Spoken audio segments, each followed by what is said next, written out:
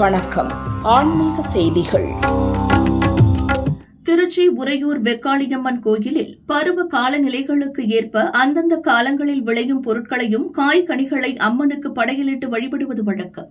அதன்படி வைகாசி கடைசி வெள்ளிக்கிழமையான இன்று இப்பருவ காலத்தில் விளைந்த மாம்பழங்களை படைத்து மாம்பழங்களை சாறு பிழிந்து வெக்காளியம்மனுக்கு அபிஷேகம் செய்து தீபாராதனை காட்டப்பட்டது. பெருந்திரளான பக்தர்கள் அம்மனை வழிபட்டனர். அபிஷேகம் செய்யப்பட்ட மாம்பழச்சாறு பக்தர்களுக்கு பிரசாதமாக வழங்கப்பட்டது.